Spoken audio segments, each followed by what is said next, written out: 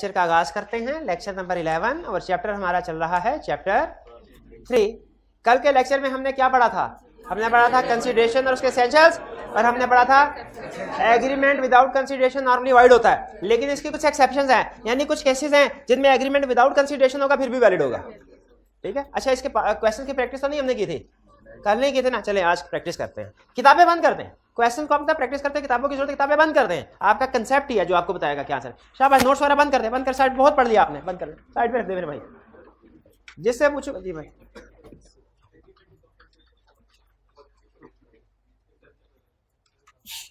Exception, चले ये question discuss करके फिर एंड में आप पूछ लीजिएगा, मैं एक्सप्लेन कर दूंगा। ठीक है, ये क्वेश्चन डिस्कस कर लें।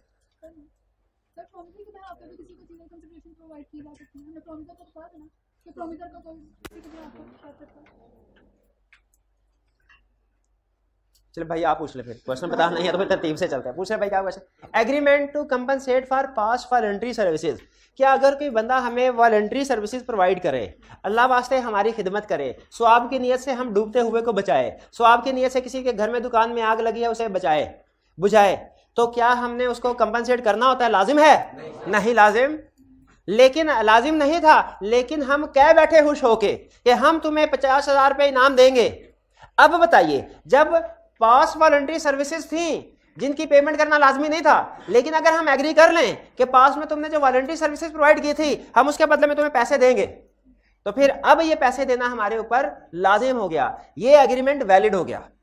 ठीक है, हालांकि जो वॉलंटरी सर्विसेज होती हैं उनकी पेमेंट नहीं करनी होती, वॉलंटरी का नाम ही है ना, रजा कराना तौर पे अलावा, उनकी पेमेंट नहीं करनी होती। लेकिन अगर वॉलंटरी सर्विसेज प्रोवाइड कर दी गई और उसके बाद आपने खुश होकर कहा मैं तुम्हें 10,000 रुपये इनाम दूंगा, तुमने मेरी जान बचाई, मैंने 10,000, बेहतर था चुप ही रहते, बेहतर था चुप, जान बचाई थी उसने डूबते की, बेहतर था डूबने वाला चुप रहता। लेकिन वो बोल पड़ा, अगर चुप रहता तो उसे कोई पैसे ना देने पड़ते, कोई एग्रीमेंट ही नहीं होता। वो बोल पड़ा मैं तुम्हें 50,000 रुपये इनाम दूंगा, अब 50,000 रुपये देना लाजिम है। अब अगर 50,000 नहीं देता तो जिसने जान बचाई है वो केस कर सकता है। ये समझ आ गया? Agreement to pay for past voluntary services, ये समझ आ गया? और तो कोई क्वेश्चन नहीं है? तो फिर मुझे बताइए, agreement to pay for time bar date, ये क्या कंसेप्ट है? Agreement to pay for time bar date,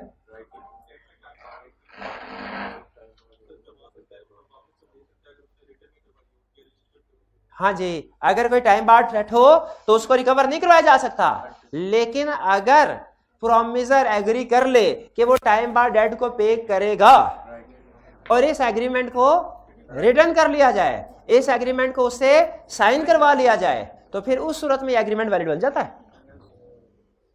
clear मेरे भाई? और की क्वेश्चन, आपका क्या क्वेश्चन था?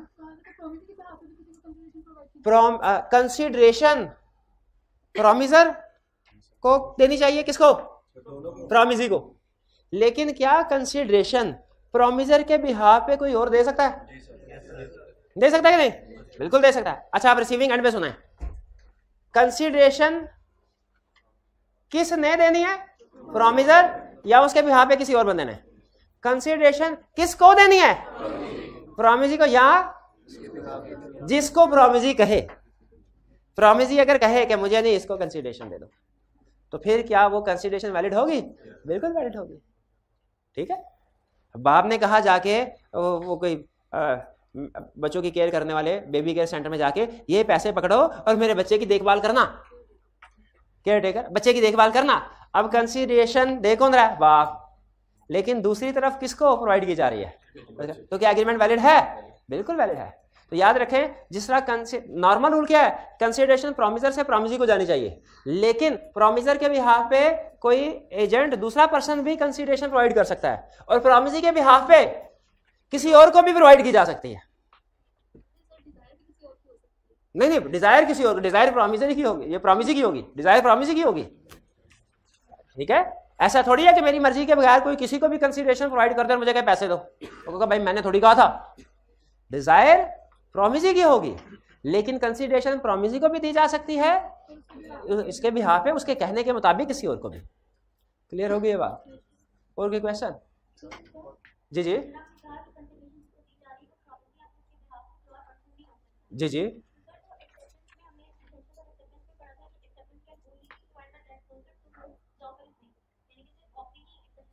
जी बिल्कुल। नहीं, अच्छा इन्होंने कंसेप्ट को लिंक किया है कंसीडरेशन के कंसेप्ट को एक्सेप्टेंस के साथ। उन्होंने कहा सर कंसीडरेशन प्रोमिसर के अलावा ये क्या प्रॉब्लम, इसको जरा हल कीजिए, ये क्या मसला है, इसको बंद कर दें यहाँ पे। कंसीडरेशन क्वेश्चन ये है कि कंसीडरेशन प्रोमिसर बी अदा कर सकता है और उसके बिहाफ पे कोई और भी। कंसीडरेशन प्रोमिसी को भी दी जा सकती है, किसी और को भी। एक्सेप्टेंस में ये रूल नहीं था, एक्सेप्टेंस जिसको ऑफर दी जाए वो ही एक्सेप्ट करेगा, ठीक है। लेकिन असल में एक्सेप्टेंस में भी एक चीज थी कि एक्सेप्टेंस वो बंदा या उसका एजेंट भी एक्सेप्ट कर सकता है। एजेंट वाली बात लिखी थी एक्सेप्टेंस में, आपने पढ़ी है? एक्सेप्टेंस में नहीं लिखे थे, ठीक है। तो एक्सेप्टेंस में भी ये रूल होता है कि एक्सेप्टेंस किसी पर्सन की बजाय उसका एजेंट भी कर सकता है। वो इसलिए नहीं लिखी होगी कि एजेंट वाले टॉपिक में ये कंसेप्ट पढ़ाना था। ये ज़हन में रखिएगा, ये जो कंसेप्ट आपने पूछा ना, तो कंसीडरेशन में अगर कोई थर्ड दूसरी पार्टी हो सकती है जो मेन पार्टी के बिहाफ पे कंसीडरेशन प्रोवाइड करे, उसी तरह एक्सेप्टेंस में भी या इवन एडवांस लेवल पे कह लें ऑफर में भी ये कंसेप्ट है कि वो मेन पार्टीज के अलावा कोई दूसरी पार्टी उनके बिहाफ पे एजेंट वो भी कर सकते हैं। एजेंट का कंसेप्ट पता ना, एक प्रिंसिपल है वो किसी को अपना एजेंट बना के कहता है जाओ, जैसे बेल हुई दरवाजा खोला, बाहर कोई ना कोई सेल एजेंट होता है, शैम्पू साबुन लेके खड़े होते हैं, सारे ये खरीद लीजिए। ये कंपनी के कौन होते हैं? एजेंट। अगर ये कंपनी के बिहाफ पे कस्टमर के साथ एग्रीमेंट करें तो बताइए ये वैलिड एग्रीमेंट है कि नहीं है? वैलिड। तो ये कंपनी के बिहाफ पे ऑफर भी कर रहे होते हैं और कंपनी के बिहाफ पे एक्सेप्टेंस भी दे रहे होते हैं। तो याद रखें ऑफर और एक्सेप्टेंस में भी एजेंट वाला कंसेप्ट है। क्लियर हुआ जी? और कोई क्वेश्चन? कॉन्ट्रैक्ट ऑफ एजेंसी को एक्सप्लेन कर दे, बिल्कुल करेंगे, डिटेल में करेंगे, लेकिन उस रेलिवेंट चैप्टर में। अभी तक सिर्फ इतना ध्यान में रखें कि बाज़ औक़ात एक बंदा किसी दूसरे बंदे को पॉइंट करता है और उसे कहता है कि आप मेरे भी पे तुम ये ट्रांजैक्शन करो लोगों के साथ।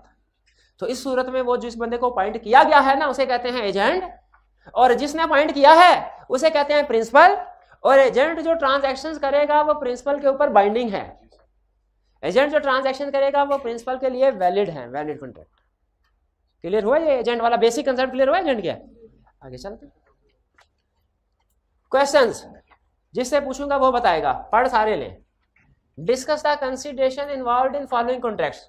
अमीर promises to deliver iPhone to Burhan and Burhan promises to pay 85,000 on delivery. Consideration बताए मेरे भाई, कंसीडरेशन बताए। अब पढ़ना शुरू कर रहे हैं जी।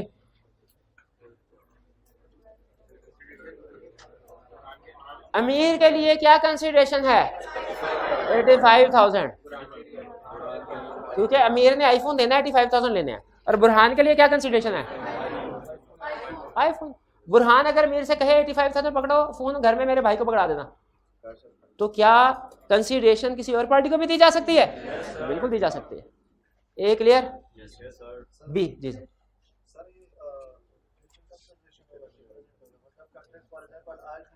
फ्यूचर है कि देखिए प्रेजेंट है, ये अभी अभी हो रहा है ना, ऑन डिलीवरी पेमेंट हो रही है, ऑन डिलीवरी देखिए पेमेंट हो रही है कब? तो ये प्रेजेंट कंसीडरेशन है।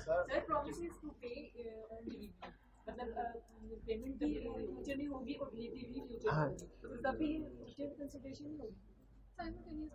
ये साइमल्टेनियसली है, साइमल्टेनियस। अच्छा उसने ये पूछा नहीं प्रेजेंट है कि फ्यूचर है, ये तो नहीं पूछा हुआ उसने तो पूछा हुआ है कंसीडरेशन बताइए है क्या। ठीक है, वैसे मेरा ख्याल ये है कि जो कि दोनों एट द सेम टाइम हो रही हैं तो ये प्रेजेंट, लेकिन आपका ये ख्याल है कि एग्रीमेंट पहले हो रहा है और चीजें फ्यूचर में जा रही हैं, तो ठीक है उस लिहाज से फ्यूचर भी कर ले, कोई मसला नहीं।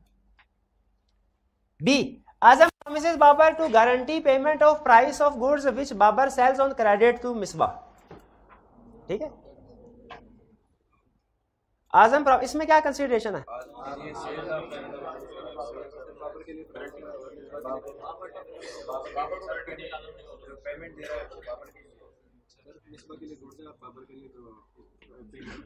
मिसबा के लिए गुड्स है और बाबर के लिए पेमेंट है। इसमें कोई कंसीडरेशन है ही नहीं। कॉन्ट्रैक्ट ऑफ गारंटी याद है, कॉन्ट्रैक्ट ऑफ गारंटी में कंसीडरेशन नहीं होती। तो जहां कहीं कॉन्ट्रैक्ट ऑफ गारंटी आए आपने लिख देना नो कंसीडरेशन नेसेसरी, इसमें कंसीडरेशन नहीं है। ठीक है, सिंपल याद रखें। एक्सेप्शन में पढ़ा ना, तीन तरह के कॉन्ट्रैक्ट्स पढ़े थे जिनमें कंसीडरेशन नहीं है। Bailment guarantee agency. जहां कहीं बेलमेंट गारंटी एजेंसी का वर्ड है और कंसीडरेशन की बात करें, हमने कहना नो कंसीडरेशन। सी अदील आस्क, अभी उसने कोई कंसीडरेशन लिखी होगी, ये देख रहे हैं। Adeel ask Habib not to sue Arsalan for a year for his debt and promises in case of default of Arsalan Adeel would be liable. ठीक है, वो कह रहा है कि अरसलान को, इसमें बताइए इसमें कंसीडरेशन क्या है। ये अदील कह रहा है हबीब को कि अरसलान को 1 साल तक केस फाइल ना करे, अगर अरसलान ने पैसे ना दिए तो मैं लायबल हूंगा। तो इसमें ये भी गारंटी है, ठीक है, ये भी गारंटी दे रहा ना कि अगर उसने पैसे ना दिए तो मैं, तो इसमें भी कंसीडरेशन जरूरी नहीं। अच्छा, कुछ लोग कहते हैं कि इसमें कंसीडरेशन है, असल में ये जो कह रहा है कि जी मैं पे करूंगा, ये कंसीडरेशन है इसकी तरफ से, अदील की तरफ से, और जो दूसरी पार्टी 1 साल तक केस फाइल नहीं कर रही, ये उसकी तरफ से कंसीडरेशन है। हाँ, बी में भी इसी तरह कह सकते हैं, बिल्कुल गारंटी में मैंने बताया, लेकिन इसमें असल में होती है। लेकिन आप इसको गारंटी को, अगर इसको कंसीडरेशन को डिस्कस करना चाहते हैं तो ये कह सकते हैं कि आजम ने बाबर को प्रॉमिस किया कि मैं पे करूंगा पेमेंट गुड्स विच बाबर, तो इसकी कंसीडरेशन क्या है, बाबर का मिसबाह को क्रेडिट्स गुड्स सेल करना, एक ये कंसीडरेशन है, और इस तरफ से दूसरी पार्टी की कंसीडरेशन क्या है कि वो गारंटी करिए कि मैं पे करूंगा। ठीक है, हाँ, वो वैल्यू नहीं है एग्जैक्टली, इसमें कंसीडरेशन में वैल्यू नहीं है, क्योंकि गारंटी के केस में, गारंटी के कॉन्ट्रैक्ट में कंसीडरेशन नेसेसरी नहीं होती, इसमें कोई वैल्यू नहीं है।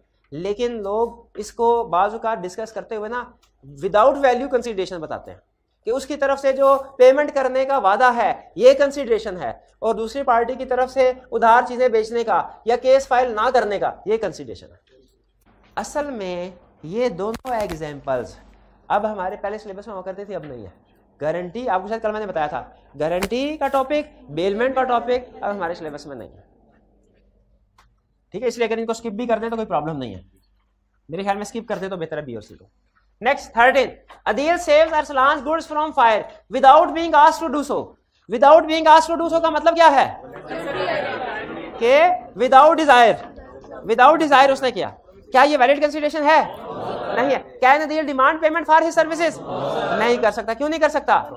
Consideration must move by desire of promisee, और ये प्रोमिसी की डिजायर में मूव नहीं हो रहा, ये बगैर उसके कहे पे उसने काम किया है, बगैर कहे पे काम किया जाए तो वो वैलिड नहीं है। नेक्स्ट जी जी,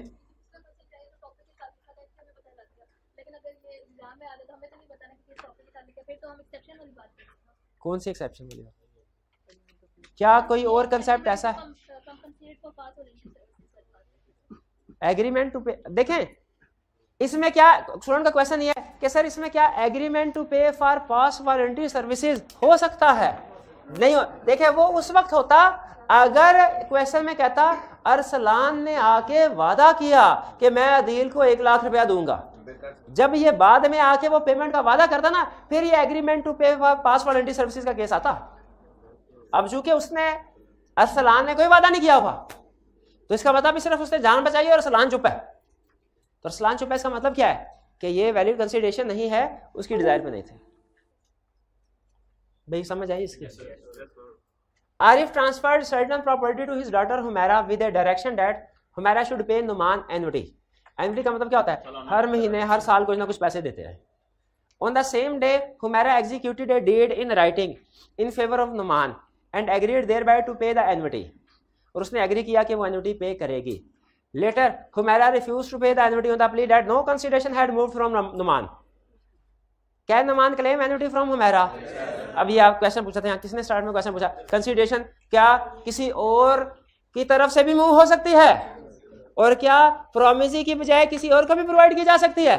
बिल्कुल। यहाँ पे देखिए कंसीडरेशन नुमान ने हुमैरा को नहीं दी, कंसीडरेशन किसने दी है? आरिफ ने हुमैरा को। ठीक है, कंसीडरेशन मूव हुई फ्रॉम प्रोमिजर टू प्रोमिसी, वो हुमैरा को शिफ्ट हुई। तो क्या इसके बदले में लाजमी है कि जो हुमैरा ने कंसिडरेशन पे करनी है एन्युटी वाली वो आरिफ को ही की जाए कि आरिफ की डायरेक्शन पे किसी और को भी पे की जा सकती है? क्योंकि आरिफ ने कह दिया कि एन्युटी प्रोवाइड करें नुमान को, तो हालांकि नुमान की तरफ से कंसिडरेशन पे नहीं हुई, लेकिन एक तरह से नुमान के बिहाफ पे आरिफ ने कंसिडरेशन पे कर दिया। और अब आरिफ ने कहा है कि इन रिटर्न जो तुमने एन्युटी पे करनी है वो किसको पे करो? नुमान को। तो ये एग्रीमेंट वैलिड है क्या? एग्रीमेंट बिल्कुल वैलिड है। कुछ क्लियर हुआ? Discuss the type of consideration in following context. Akram rendered some services to Wasim in the month of August. ये वो आपका आ गया future. In September Wasim promises to compensate Akram an amount of ₹10,000 for the services he rendered to him. Past consideration, लेकिन past voluntary नहीं है, past consideration ही हम कहेंगे। ये कंसिडरेशन की टाइप कौन सी है? Past consideration. क्लियर हुआ कि पास्ट में सर्विस प्रोवाइड हो चुकी है। B Waqar sells his car for ₹1 million and delivers the car at the time of payment. Present consideration. Akhtar promises to deliver certain goods to Shoaib after 5 days and Shoaib promises to pay after 5 days from the date of delivery. Agreement आज हो रहा है, payment कब होगी? और उसके भी 5 दिन बाद डिलीवरी जो भी। तो ये कौन सी कंसिडरेशन थी? Clear? Adil with his free consent agrees to sell his car worth ₹3 million for ₹1 million to Saima. Is this a valid contract? Inadequate consideration is a valid consideration. 17. Hamid was summoned. Summoned का मतलब अदालत ने बुलाया. To give evidence in a court where Sajid was in litigation. Sajid का case चल रहा था, हामिद को बुलाया गया. Sajid promised to pay certain amount to Hamid for giving the evidence. Sajid ने हामिद को कुछ पैसे देने को कहा कि मैं आपको अगर आप एविडेंस प्रोड्यूस कर दें। गवाह कोर्ट में पेश होने को तैयार नहीं था, तो साजिद ने कहा भाई मेरे से कुछ पैसे ले लो, कोर्ट में जाके तुम गवाही दे दो।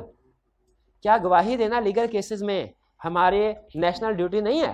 तो कोई जुर्म अगर हाँ, लेकिन उसके वो पैसे ले रहा है, पैसे ले। क्या अब बाद में साजिद ने रिफ्यूज कर दिया कि वो पे नहीं करेगा। Can Hamid recover the amount from Sajid? नहीं रिकवर, क्यों नहीं रिकवर करवा सकता? ऑलरेडी ड्यूटी है ना हमारी। 18. Briefly discuss whether following agreements enforceable by law. A. Azim engages Babar to work as accountant in his office and promises to make him happy. क्यों? Consideration क्या है? कंसिडरेशन अनसर्टन है, लुजरी है। B. Azam promises to put life into Babar's dead wife and Babar promises to pay ₹1 million. Agreement valid है क्या? Wide, क्यों wide agreement? Impossible. C. Azam engages Babar to work as accountant in his office and promises to pay him ₹75,000 per month. Valid है ये agreement? Valid. Briefly discuss whether following agreements are enforceable by law. Azam promises Babar to pay ₹100,000 to beat Sarfraz. Babar beats Sarfraz and claims ₹100,000 from Azam. Azam refuses to pay. ये agreement illegal था इसलिए wide है। अब क्या आजम बाबर पैसे recover करवा सकता है आजम से? नहीं, क्योंकि एग्रीमेंट वाइड है। B. Azam promises Babar to obtain an employment in the public service. Public service का मतलब क्या है? सरकारी दफ्तर। कह रहा है सरकारी दफ्तर में नौकरी दिलवाऊंगा। And Babar promises to pay 100,000 to Azam. Babar कह रहा है मैं 1 लाख रुपया दूंगा। वैलिड है कि वाइड है? इस क्वेश्चन में खास बात है जो पिछले क्वेश्चन में कहीं पे नहीं थी।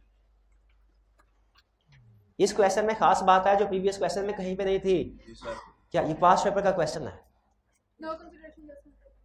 Past paper. Describe the circumstances under which an agreement made without consideration is considered valid and binding under the contract at 1872.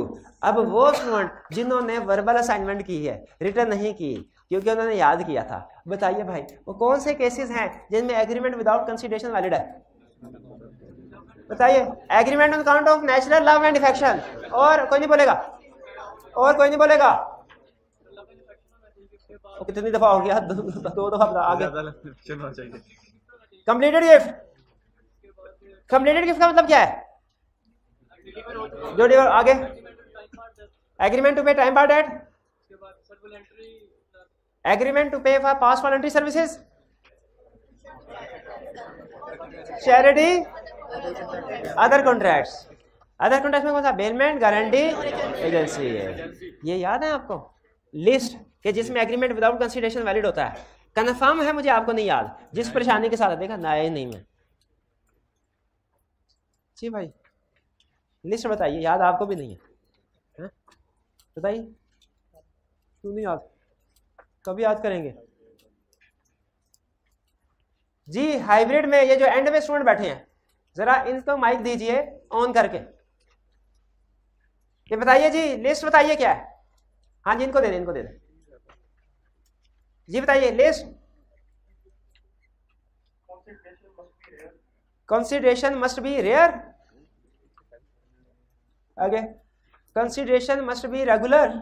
क्या कह रहे हैं भाई? मैं पूछ रहा हूं वो कौन से एग्जांपल्स हैं जिनमें एग्रीमेंट विदाउट कंसीडरेशन वैलिड होता है, वो बता दीजिए। कंप्लीटेड गिफ्ट, शाबाश। अदर कॉन्ट्रैक्ट, शाबाश। Contribution to charity, time bar debt. तो जो फेवरेट है भाई का वो तो बताया नहीं आपने, जो आई कैप का भी फेवरेट है, agreement on account of natural love and affection. Natural का मतलब जो फैमिली मेंबर्स में होता है, बहन भाइयों में, वालदैन में, बच्चों में। जी बस करते हैं। चलिए ये क्वेश्चन समझ आ गया? इसमें सिर्फ हेडिंग लिखनी है कि एक्सप्लेनेशन भी लिखनी है? एक्सप्लेनेशन भी लिखनी है, शाबाश।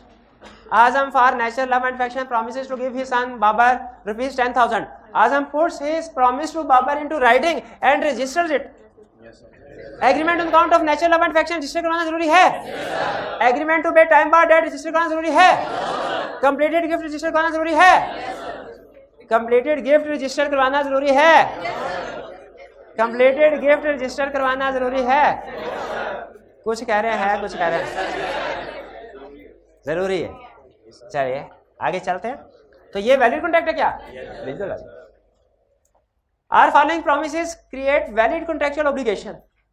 अमीर फाइंड बुशरा's purse and gives it to her. बताइए ये डिजायर ऑफ, उसने क्वेश्चन में कहीं कहा कि बुशरा ने कोई ऐलान किया था कि जो कोई भी मेरा पर्स ढूंढेगा 1000 रुपया इनाम मिलेगा? नहीं ना, उसने खुद से ढूंढ के दिया। तो इसका मतलब है बुशरा ने उसे कोई पैसे नहीं देने, अभी तक तो नहीं देने।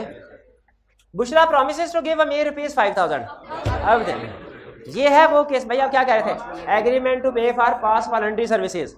ये है एग्रीमेंट टू पे और ये है पास वॉलंटरी सर्विसेज। ये वॉलंटरी सर्विसेज है ना, क्योंकि बुशरा ने थोड़ी कहा था, उसे बुशरा के कहे बगैर उसे पर्स ढूंढ के दिया ना।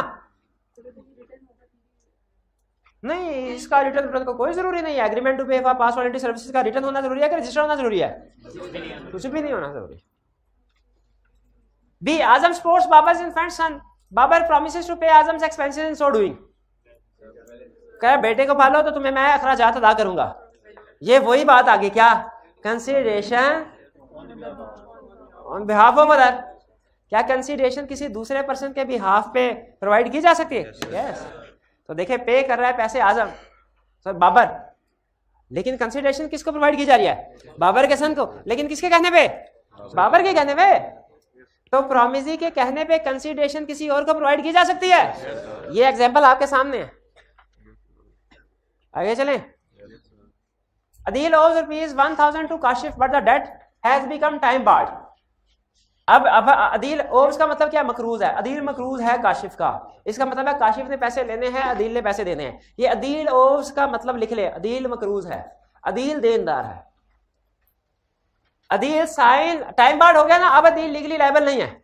लेकिन अदील ने क्या किया? उसको ख्वाब आया, उसने कहा Adeel signs written promise to pay Kashif rupees 900 of this time barred debt. Is this a valid contract? उसने कहा कि मैं 900 देता। वैलिड कॉन्ट्रैक्ट है। कंडीशंस क्या है? रिटर्न होना चाहिए, साइंड बाय डेटर होना चाहिए, यानी अदील है। एक तीसरी कंडीशन भी थी, रजिस्टर्ड नहीं था। Relates to law of limitation. ये केस लॉ ऑफ लिमिटेशन में डिस्कस, डेट वाला केस लॉ ऑफ लिमिटेशन में डिस्कस हुआ हुआ है कि डेट के केस में टाइम बार्ड होगा 3 साल बाद। तीनों कंडीशन का पूरा होना जरूरी है और क्वेश्चन में आप आंसर में तीनों कंडीशन लिखेंगे।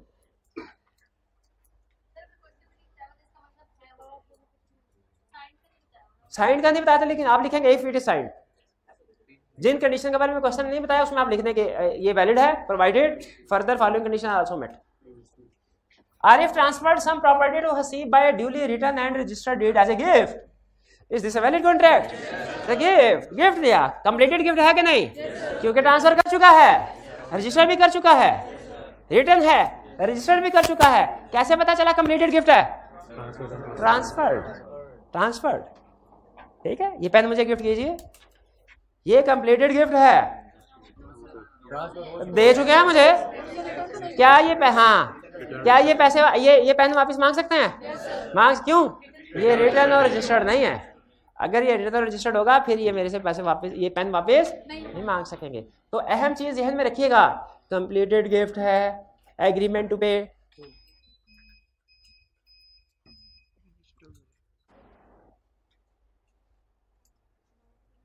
जी, तो कंप्लीटेड गिफ्ट है, agreement to pay time bar debt है, agreement on account of natural law and affection है। इनकी कंडीशंस हैं, आपने कंडीशंस लाजमी याद करनी है और सबसे अहम चीज इनको मिक्स नहीं करना। एग्जामिनर कहता है सोल्यूशन, अब एग्जामिनर कमेंट्स में कि स्टूडेंट क्या करते हैं, हमारी इन कंडीशंस को मिक्स कर देते हैं। जो नेचुरल लॉ एंड इफेक्शन वाली कंडीशन होती है वो टाइम बार्ड में डाल देते हैं, टाइम बार्ड वाली कंप्लीटेड गिफ्ट में, कंप्लीटेड गिफ्ट वाली चैरिटी में। शाबाश शाबाश, ठीक है। तो ये आपने मिक्स नहीं करना। क्लियर है जी?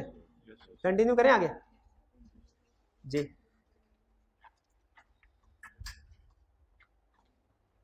चल जाएगा मेरा, चला ठीक है।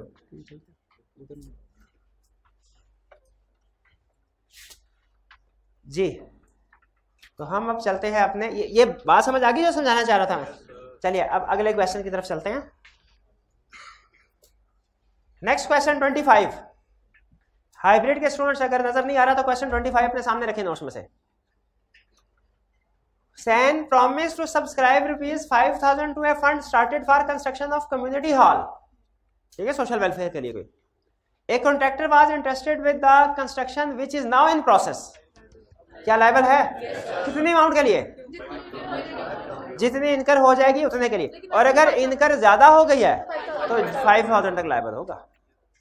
ठीक है, यानी 5,000 are incurred whichever is lower, वो अमाउंट पे करनी होगी। क्लियर हुई है बात जी? हाइब्रिड वाले स्टूडेंट्स आवाज आ रही है? हाथ उठाइए। क्या तस्वीर आ रही है? हाथ उठाइए। शाबाश। B, Zara promised to subscribe ₹5,000 to a fund started for rebuilding a mosque, but no steps had been taken to carry out the repairs. No steps had been taken. कोई लायबिलिटी इनकर नहीं हुई। क्या ज़हरा लायबल है पे करने के लिए?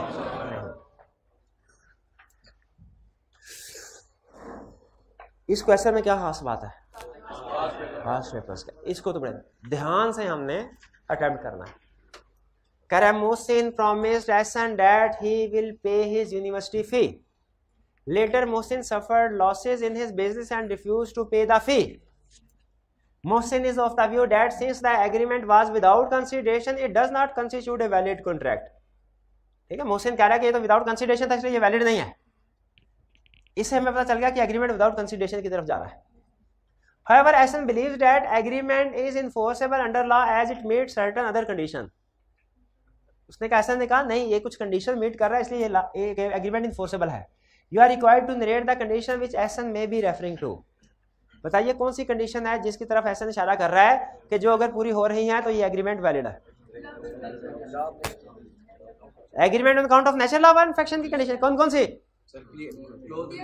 नियर रिलेशनशिप होना चाहिए, लव एंड इफेक्शन हो, रिटर्न हो, रजिस्टर्ड हो। मुझे सिर्फ एक सवाल का जवाब दीजिए, क्वेश्चन में कहाँ पता चला कि agreement on natural love and affection की तरफ जाना है? उन्होंने रिलेशनशिप बताया नहीं।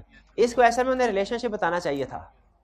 वैसे तो नाम से जाहिर लग रहा है कि दोनों भाई हैं, लेकिन एग्जाम में उसे रिलेशनशिप बताना चाहिए था कि रिलेशनशिप से हमें पता चलता है कि ये नेचुरल लव एंड इफेक्शन में आता है कि नहीं आता। वरना हो सकता है कि हमारे जहन में गिफ्ट का पॉइंट भी आ जाता, लेकिन गिफ्ट में भी नहीं जा रहा ये। क्यों गिफ्ट में क्यों नहीं जा रहा ये? एक तो उसने गिफ्ट का नाम नहीं लिया, दूसरा ट्रांसफर ही नहीं लिया, तो इसलिए ज्यादा बेहतर यही है agreement on account of natural love and affection. लेकिन बेहतर था क्वेश्चन में वो मेंशन भी कर देता। अगर आपको एग्जाम में कंफ्यूजन हो ना इसको agreement on account of natural love and affection की तरफ लेके जाना है या कंप्लीटेड गिफ्ट की तरफ, तो दोनों डिस्कस कर दें। इसमें agreement on count of nature law manufacturing की कंडीशंस बतानी है।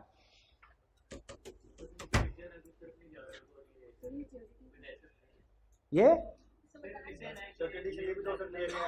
एक वक्त में एक, जी भाई बताए। नहीं, रिलेशनशिप डिस्क्राइब्ड नहीं है, इसका मतलब है कि मे भी हो मे भी ना हो, तो हम अजम्पशन लेके कर सकते हैं। डिस्क्राइब्ड होने का ये मतलब थोड़ी है, डिस्क्राइब ना होने का ये मतलब थोड़ी है कि रिलेशनशिप नहीं है। भाई बात समझ आ रही है? रिलेशनशिप नहीं बताया ना, अज्यूम कर, वरना बताइए और कौन सी एग्रीमेंट विदाउट कंसीडरेशन में और कौन सी सिचुएशन आती है, बता दें। सर अगर ऐसे एक वक्त में एक भाई, अगर ऐसा नहीं सर प्रॉमिस किया मैनेजमेंट के साथ कि मोहसिन से पैसे वसूल होने के बाद आपको पेमेंट कर सकती है, तो इसमें नहीं मैनेजमेंट के साथ तो एग्रीमेंट ही नहीं किया, वो चैरिटी वाला लिस्ट में आ सकता है ना। ये तो एग्रीमेंट उसने मोहसिन ने एहसन के साथ किया, मैनेजमेंट के साथ तो किया ही नहीं है यार, ऐसे ना करें। कंडीशन बताए ना व्हिच एहसन में बी रेफरिंग टू। आप कह रहे हैं सर चैरिटी की तरफ जा सकता है, ये कहना चाह रहे हैं? चैरिटी क्वेश्चन में कौन सा ऐसा लफ्ज़ है जिससे लग रहा है चैरिटी है? ये भी नहीं है। तो यहाँ पे जो क्लियरली मेंशन नहीं लेकिन मोस्ट प्रोबेबल सिचुएशन बन रही है वो agreement on count of nature law manufacturing की ही बन रही है। लेकिन फिर भी अगर आपको शक है तो आप इसके साथ कंप्लीटेड गिफ्ट वाली कंडीशन भी लिख सकते हैं, लेकिन याद रखें कंप्लीटेड गिफ्ट में फिर आपका कंक्लूजन होगा कि ये वैलिड नहीं है। क्यों वैलिड नहीं है? क्योंकि उसको ट्रांसफर ही नहीं हुआ कुछ। इसीलिए मेरे ख्याल में इसमें बेहतरीन जो सिचुएशन एग्रीमेंट विदाउट कंसीडरेशन में आ रही है वो नेचुरल लॉ मैन्युफैक्चरिंग की ही आ रही है। एक मिनट, हाँ जी, नेचुरल लॉ मैन्युफैक्चरिंग में फिर हम उसे कंडीशन बताएंगे ना कि नियर रिलेशन हो, नेचुरल लॉ हो, राइटिंग हो, रजिस्टर्ड हो। कंडीशन ही तो मांगी तो ये बता दें, लेकिन कंडीशन उसकी भी तो है कंप्लीट। हाँ, कंडीशन में से किसी को फिट करना है ना, लेकिन उसकी कंप्लीटेड गिफ्ट वाली भी तो कंडीशन है और चैरिटी वाली भी कंडीशन है। नहीं, ये मैं आपका आर्गुमेंट इनका मानता हूँ, एक्सेप्ट करता हूँ कि रिलेशनशिप क्वेश्चन में गिवन नहीं है तो बात कंप्लीटेड गिफ्ट या चैरिटी की तरफ जा सकती है, लेकिन बात agreement on count of natural law manufacturing की तरफ ज्यादा जा रही है। आपको अगर लग रहा है कि ये नहीं तो दोनों लिख दें, agreement on count of natural law manufacturing भी लिख दें, कंप्लीटेड गिफ्ट का भी लिख दें, कंडीशन दोनों लिख दें to be on safe side. अब ठीक है कि कंप्लीटेड गिफ्ट लिखना है।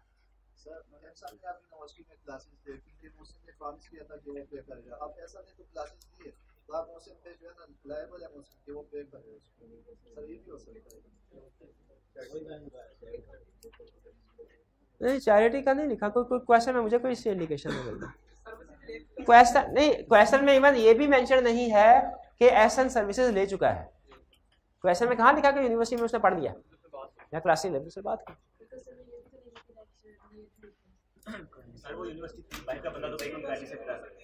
अच्छा, एक फैसला कर लें, कितने स्टूडेंट ऐसे हैं क्वेश्चन में जो भी डेफिशिएंसी है उसे रिलेशनशिप मेंशन करना चाहिए था, नहीं किया, ठीक है, लेकिन कितने स्टूडेंट ऐसे हैं इस डेफिशिएंसी के बावजूद जिनका ख्याल है कि ये agreement on count of natural law manufacturing का क्वेश्चन बनता है? हाइब्रिड वाले भी बता दें, कितने स्टूडेंट ऐसे हैं जिनका ख्याल है ये कंप्लीटेड गिफ्ट वाला बनता है? कितने स्टूडेंट्स हैं जिनका ख्याल है ये चैरिटी वाला बनता है? तो भाई फिर मेजोरिटी वाले ठीक है, तो वो तो लिख दे, बाकी कोई दूसरा बनता है उसको भी डिस्कस कर ले। लेकिन फिर अगर कंप्लीटेड गिफ्ट या चैरिटी वाला केस है ना तो उसमें पैसा मिलना कोई नहीं है, उसमें पैसा नहीं मिलना, क्योंकि कंप्लीटेड गिफ्ट के केस में ट्रांसफर तो वही नहीं है। आगे चलें, ये भी कौन सा क्वेश्चन अरे क्या पास पेपर का।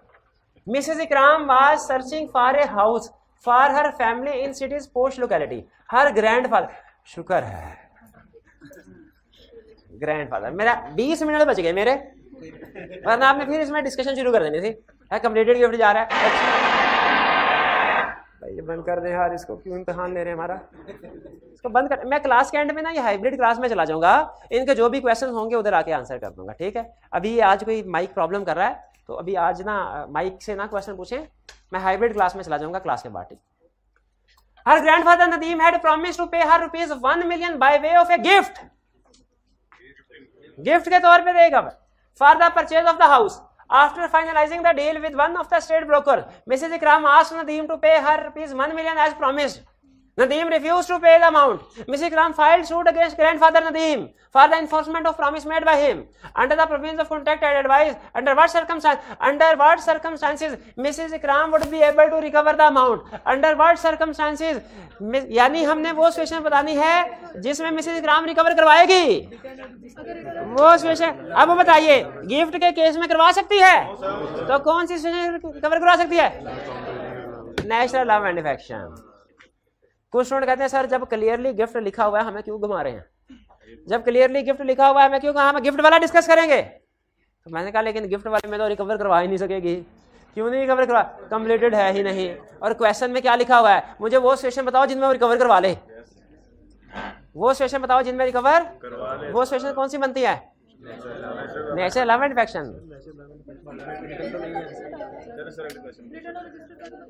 रिटर्न एंड रजिस्टर्ड का नहीं बताया तो वो हम कुछ हमने भी तो बताना है सोल्यूशन में। सारा कुछ उसने क्वेश्चन में बता देना है तो हमने सोल्यूशन में क्या बताना है? और रिटर्न एंड रजिस्टर्ड हम सोल्यूशन में नहीं बताएंगे क्या?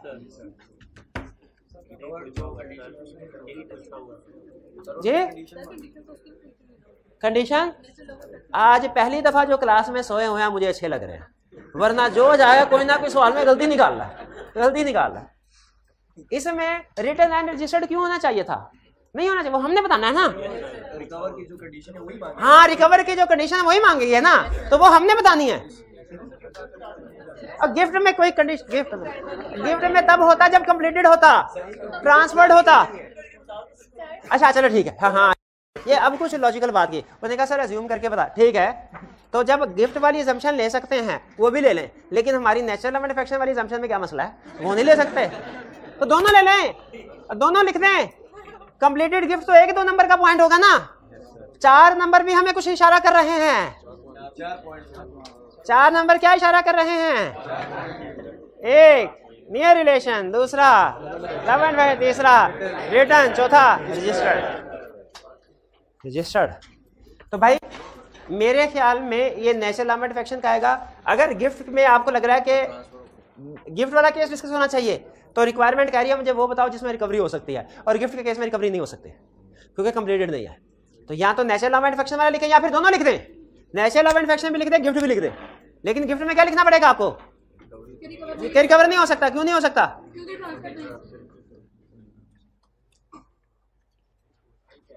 फिर Munir wanted to complete his bachelor degree from Europe. His paternal uncle Furqan Bhatt, शुक्र है, हालांकि फिर भी आपने मेरा टाइम कर ही देना, लेकिन कम से कम मेरे पास आर्गुमेंट तो आ गया कि रिलेशनशिप बताया।